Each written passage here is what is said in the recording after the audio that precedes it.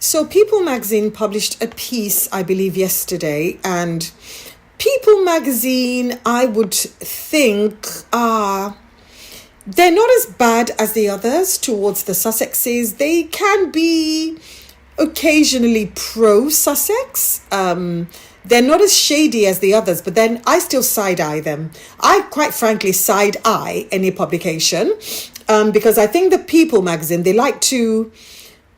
I think they are fence sitters. I think they like to play both sides, so that is why I will always side-eye them. But anyway, they are, after all, a magazine about celebrities and whatnot. So, yeah, they would go where the money is.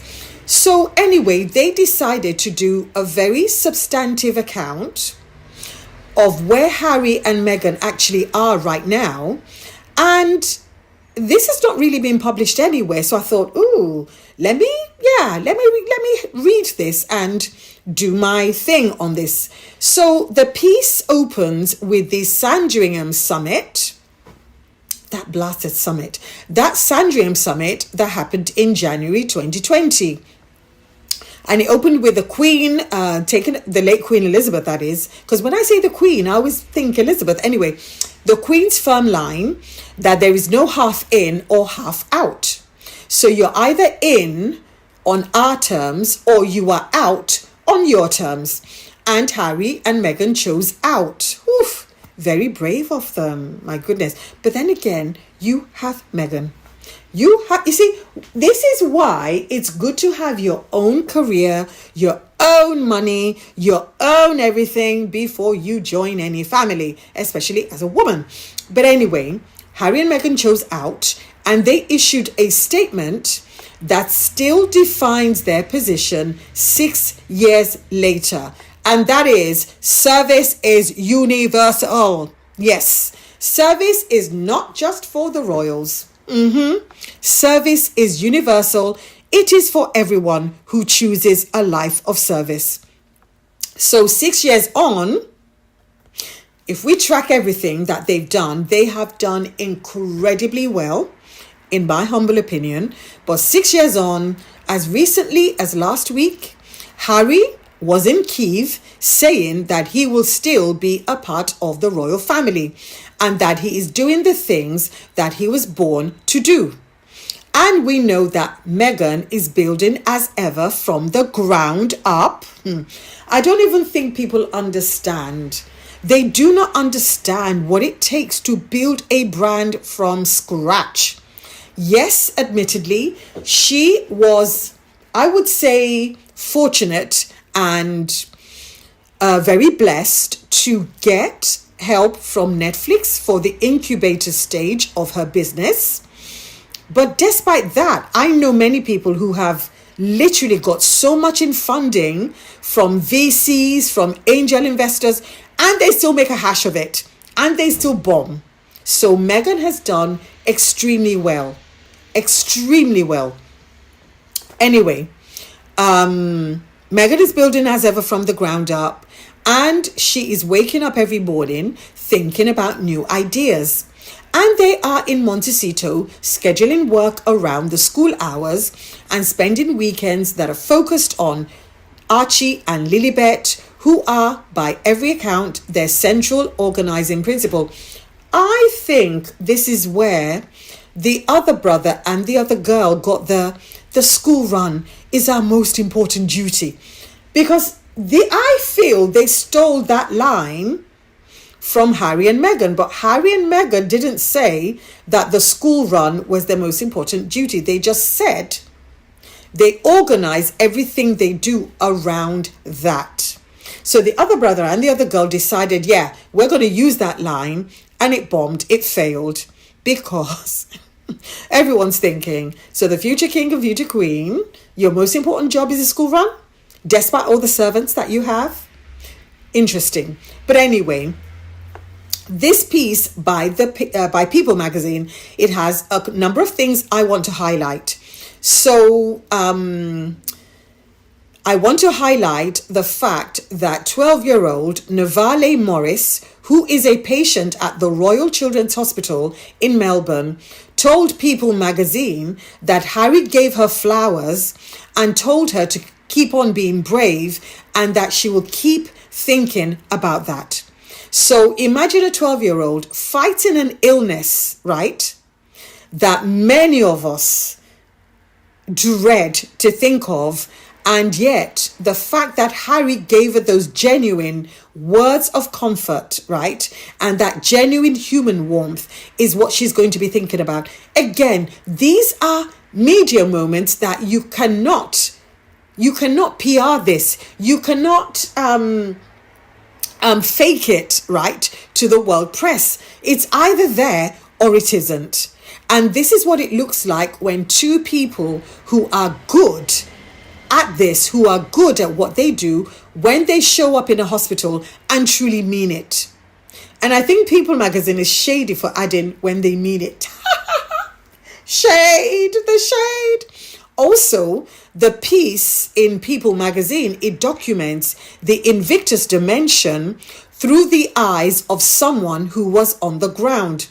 So, royal correspondent Kylie Walters of WHO magazine, of WHO magazine, watched Harry on the Sydney Harbour with Invictus Australia veterans and said that he was completely relaxed and that Invictus is where he belongs and that people gravitate towards him and he knows how to make them feel special. And that the royal family misses out on that.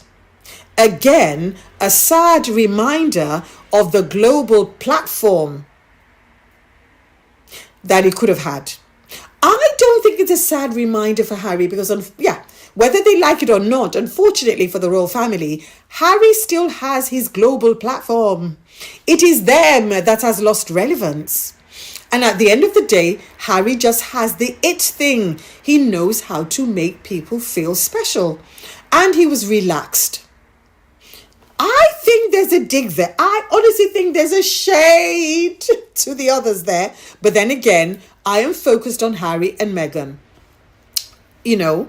Now let's move on because as you know, Australians, they do not mince their words. So if an Australian correspondent is actually saying all that and have witnessed it and that's the thing, people who are around Harry and Meghan and witness that effect themselves, they only have the most glowing things to say. They have even converted some of their most, I wouldn't say most virulent, I would just say some of those who criticize them a lot, like Victoria Ward, she was converted and she said so in the Telegraph piece.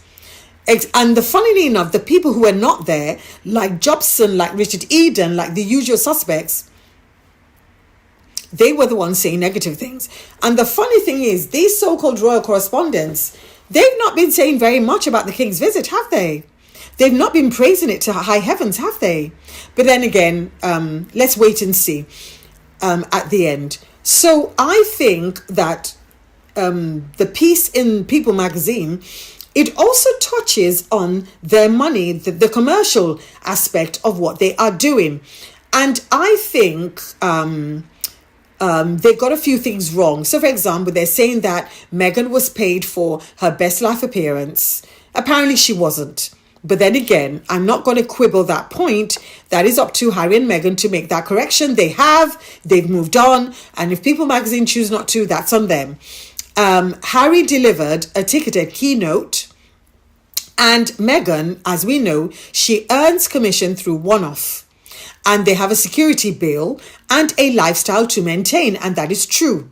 And these things are plainly stated rather than framed as scandal. Because they are not scandal. Because I know private individuals, as in many people that are rich, as in like really rich, they have the same bills. They've got bills for security. They've got bills running their many homes across the world. They've got bills, travel bills. That is a huge amount. School fees, etc., etc. So this is the reality of high net worth individuals. But they also have commercial interests and they've got money coming in. So at the end of the day, They even interviewed a staffer that worked for them since their California days. And that person said, look, there's a real warmth and a sense of normalcy at home. Said they're just normal at home. They're just warm, nice people. And that's what they're like at home. And another source says that they are both realistic about reconciliation. And they are not expecting it as in terms of, well, it's going to be a quick resolution. They are pragmatic because remember, they have done the emotional work. Harry has been to therapy, is still, I believe, in therapy. Same with Meghan. So they know that at the end of the day, they might desire reconciliation just for the sake of peace, but it doesn't mean that the other side, who are still rooted in whatever they choose to believe, and they're still justifying the horrible things they did to Harry and Meghan, it's up to them. Because what tends to happen is the person who does the most to you, who does the nastiest things to you, they are the ones that will turn around and say the horrible things about you. So the briefings and the press, the smears, the things they permitted to be said about Harry and Meghan, it's on them. And Harry and Meghan have come to terms with that. So also, I think they talk about the other brother dimension and Elsa Anderson, the late Queen Elizabeth's former press secretary, says that what Harry and Meghan are doing is non-negotiable for the other brother, that he will not countenance or accept any of it. And also Robert Jobson said that the other brother is over all the drama and doesn't need it and doesn't want it. And the piece describes a standoff. So basically, the other brother wants Harry and Meghan to disappear off the face of the earth. So it's unbelievable. I think that level of entitlement from one individual is incredible. So despite the fact that Harry and Meghan moved to another continent, you think they should just disappear and not do any work. Yet you are failing to do any work. You are taking 20 days off in the month, not doing shit, and you expect Harry and Meghan to just sit around and not do anything. Not even their commercial activities. Talk less of their charity work.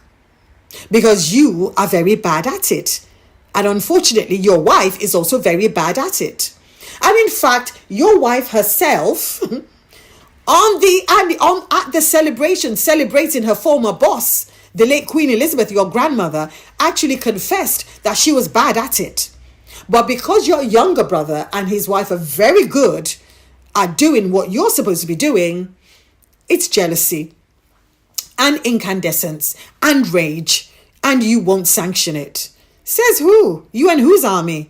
You cannot command or force people not to do stuff just because you say it. They are not British subjects. They live in America and they are private citizens, and they are no longer, as you keep reminding us, senior working royals. So that non-negotiable is his position, which is great. Which is great, because we saw the photo of the working royals and the average age was 69. So good luck with that. So at the end of the day, all I know is this.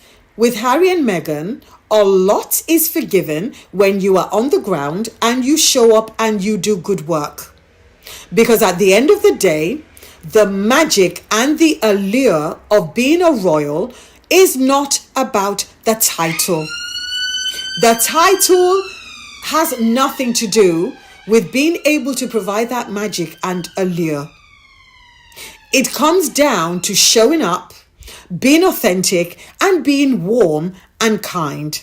Yes, that's what it comes down to. So yeah, if you are there busy watching Traitors or playing your Xbox, as Chris Shipp said on a recent podcast, that apparently that's what you spend a lot of time doing, you get what you get. That's all I have to say about that. But anyway, let me know what you think in the comments, please. For some reason today, my videos have been quite long. Maybe because I'm doing them first thing in the morning. I've got hay fever and yeah, my brain is, yeah. But whatever, anyway. Let me know what you think in the comments, please. My name's Elizabeth. I'm the author of The Luxpreneur. And for more insights like these, please like, share, comment, and please hit the subscribe button. You got me to 6,000 subscribers, 94,000 to go. I didn't set the metric, you set that metric, so I'm just complying.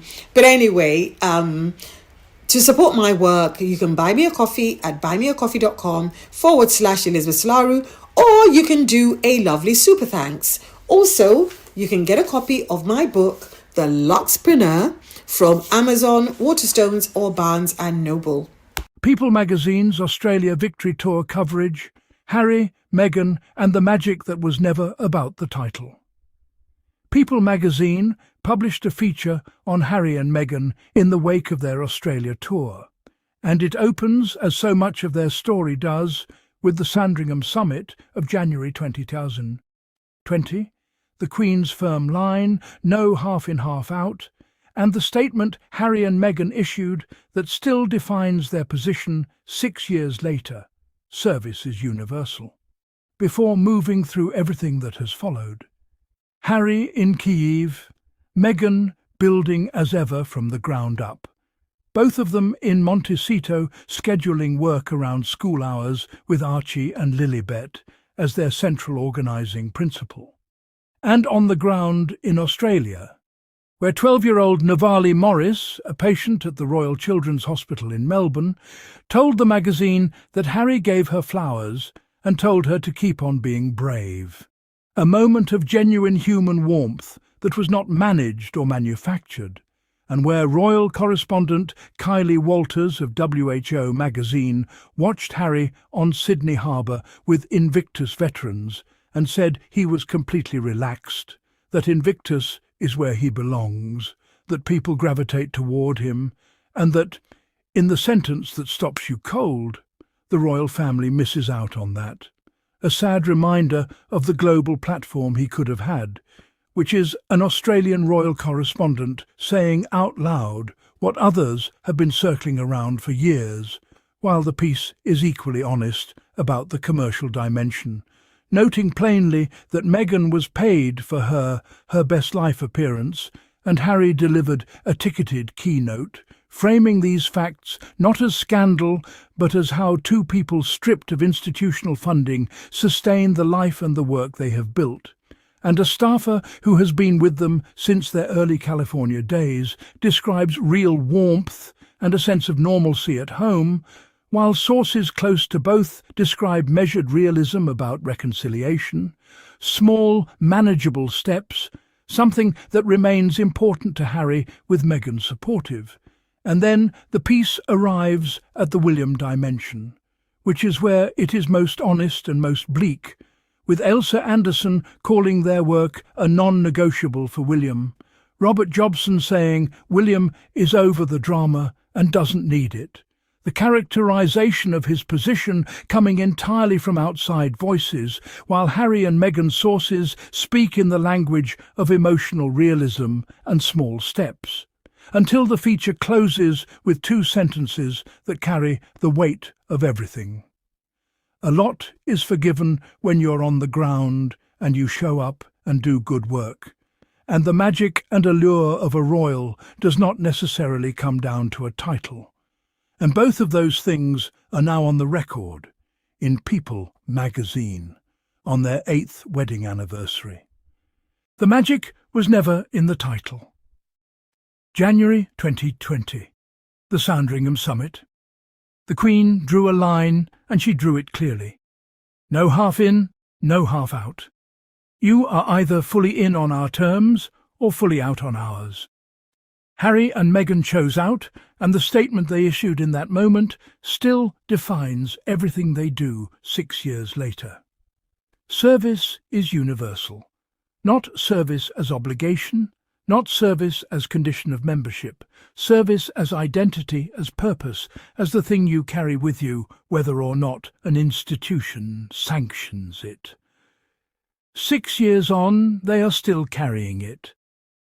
Harry in Kiev, Meghan in hospital wards and women's shelters. Both of them in Montecito, building something real, scheduling work around school runs, and spending weekends with Archie and Lilibet, who are by every account the central organising principle around which everything else is arranged. They chose their path in January 2020, and they have not wavered from it. That is not drift. That is not chaos. That is commitment, playing out in real time, documented now in People magazine, on their 8th wedding anniversary for anyone paying attention. The flowers. Harry brought to Melbourne. 12-year-old Novalee Morris is a patient at the Royal Children's Hospital in Melbourne. Harry gave her flowers and told her to keep on being brave. And she told people that she will keep thinking about that. A 12-year-old child facing illness, carrying forward a moment of genuine human warmth from a man who showed up and meant it. That is not a managed media moment. That is not a photo opportunity choreographed by a communications team. That is what it looks like when someone who is genuinely good at this walks into a hospital ward and the kindness is real. Novalee Morris will keep thinking about keep on being brave. That memory belongs to her now. And no institution, no briefing, no non-negotiable position in a Windsor lodge takes it away from her. The magic and allure that followed. Harry to Sydney Harbour. Royal correspondent Kylie Walters of WHO magazine watched Harry on Sydney Harbour with Invictus Australia veterans and said what people on the ground tend to say when they actually see him work. That he was completely relaxed, that Invictus is where he belongs, that people gravitate toward him and he knows how to make them feel special. That is not a small thing. That is a natural gift for human connection that cannot be manufactured in a communication strategy or rehearsed in a media training session. And then Walters said the quiet part out loud, that the royal family misses out on that. A sad reminder of the global platform he could have wielded. An Australian royal correspondent, not a Sussex supporter, not a fan account, but a working journalist on the ground in Sydney, looking at what is in front of her and saying plainly what it means. The institution that forced the choice at Sandringham in January 2020 is the same institution that now watches from a distance as that platform, that influence, that gravitational pull, operates entirely outside its walls and entirely beyond its control. Magic, allure, and the business of building a life. The piece is also honest about the commercial dimension in a way that I think deserves acknowledgement. Meghan was paid for the Her Best Life appearance. She earns commission through one-off. Harry delivered a ticketed keynote.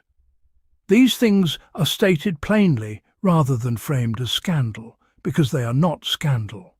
They are how two people who were stripped of their institutional funding sustain the life and the work they have built. They have a security bill. They have a lifestyle. They have children in school in Montecito.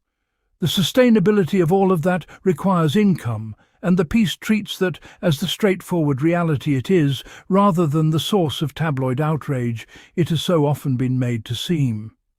Two people building something from nothing after the institution that was supposed to support them closed the door. That is not greed. That is arithmetic. The magic was never in the title. Away from the tours and the keynotes and the cameras, the picture that emerges from Montecito is a quiet and deliberate one. A staffer who has been with them since those early California days describes genuine warmth at home and a sense of normalcy that does not read like a performance. Two people scheduling work around school hours.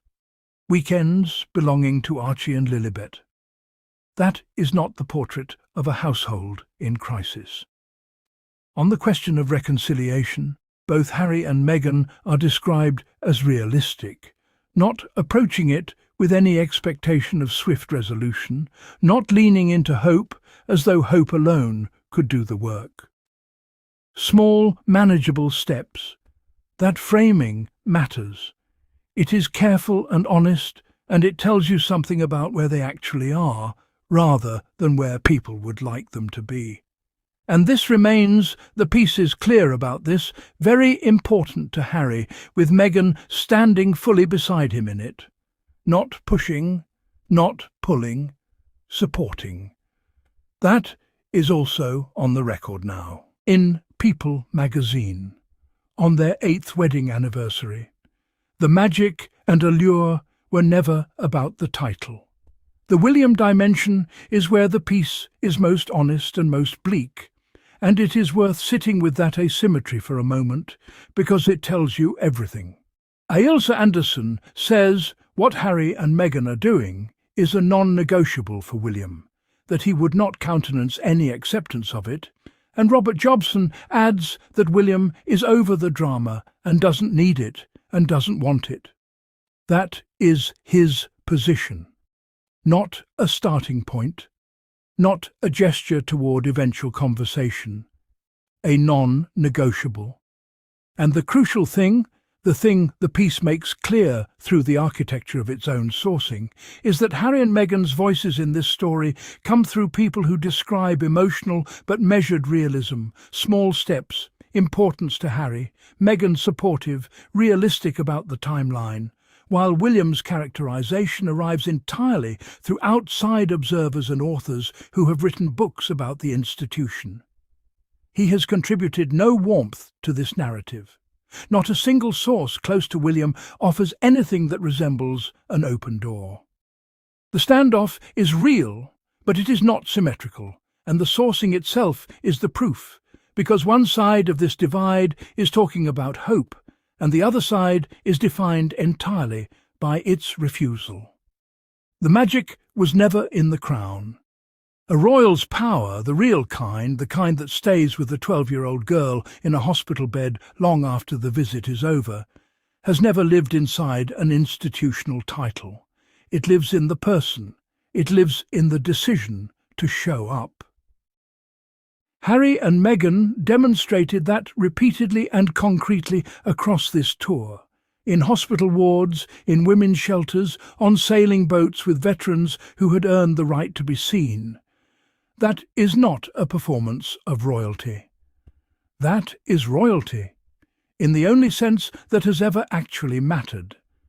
And the contrast writes itself. While genuine presence travelled to Melbourne and Kiev and Sydney Harbour and left a mark on every room it entered, the institution it departed from remains fixed behind its non-negotiables and its lodges and its firm lines about what will and will not be countenanced. One side of that contrast is building a legacy in the world. The other is watching it leave. The magic and the allure did not stay behind when they walked out. It packed its bags and went with them, because it was always theirs to carry, and it was never, not for a single moment, about the title.